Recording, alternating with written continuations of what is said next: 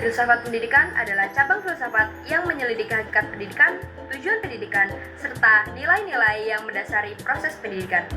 Filsafat pendidikan memberikan landasan berpikir yang mendalam tentang apa itu pendidikan, untuk apa pendidikan, dan bagaimana pendidikan seharusnya dilakukan.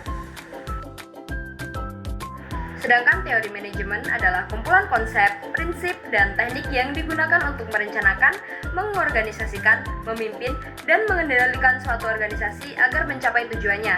Dalam konteks pendidikan, teori manajemen diterapkan untuk mengelola lembaga pendidikan, sumber daya, dan proses pembelajaran. Hubungan antara filsafat pendidikan dan teori manajemen sangat erat. Filsafat pendidikan memberikan kerangka berpikir yang mendasar bagi teori manajemen pendidikan. Beberapa poin penting terkait hubungan keduanya adalah: yang pertama, landasan filosofis. Teori manajemen pendidikan tidak berdiri sendiri, melainkan berakar pada filsafat pendidikan. Filsafat pendidikan memberikan jawaban atas pertanyaan-pertanyaan yang mendasar tentang tujuan pendidikan, sehingga manajemen pendidikan dapat diarahkan untuk mencapai tujuan tersebut. Yang kedua, yaitu tentang pandangan manusia. Filsafat pendidikan memberikan pandangan tentang hakikat manusia sebagai subjek pendidikan. Pandangan ini akan mempengaruhi cara kita memandang dan memperlakukan peserta didik dalam proses pembelajaran, serta dalam pengelolaan lembaga pendidikan. Yang ketiga, yaitu nilai-nilai. Filsafat pendidikan mengandung nilai-nilai yang menjadi pedoman dalam penyelenggaraan pendidikan. Nilai-nilai ini akan menjadi acuan dalam pengembalian keputusan dan tindakan dalam manajemen pendidikan. Yang keempat, yaitu tujuan pendidikan. Filsafat pendidikan memberikan gambaran tentang tujuan pendidikan yang ingin dicapai. Tujuan pendidikan ini akan menjadi titik fokus dalam perencanaan dan pelaksanaan program-program pendidikan. Yang kelima, yaitu proses pembelajaran. Filsafat pendidikan memberikan pandangan tentang bagaimana proses pembelajaran yang efektif. Pandangan ini akan mempengaruhi desain kurikulum, metode pembelajaran, dan evaluasi pembelajaran.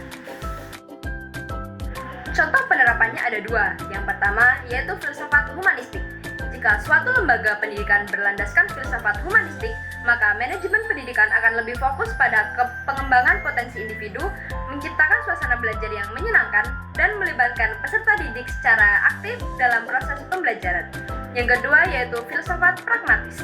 Jika suatu lembaga pendidikan berlandaskan filsafat pragmatis, maka manajemen pendidikan akan lebih menekankan pada pembelajaran yang relevan dengan kehidupan nyata, pengembangan keterampilan, pemecahan masalah, dan evaluasi yang berorientasi pada hasil.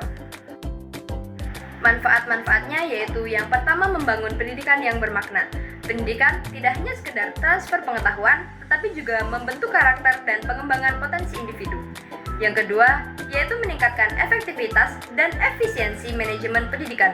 Dengan landasan filosofi yang kuat, manajemen pendidikan dapat dilakukan secara lebih terarah dan sistematis. Yang ketiga, yaitu menciptakan lingkungan belajar yang kondusif.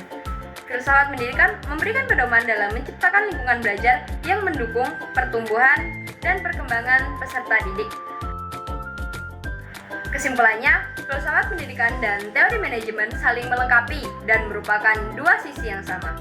Filsafat pendidikan memberikan landasan berpikir yang mendalam, sedangkan teori manajemen memberikan alat dan teknik untuk mewujudkan tujuan pendidikan. Dengan mengintegrasikan keduanya, kita dapat membangun sistem pendidikan yang berkualitas dan relevan dengan kebutuhan masyarakat.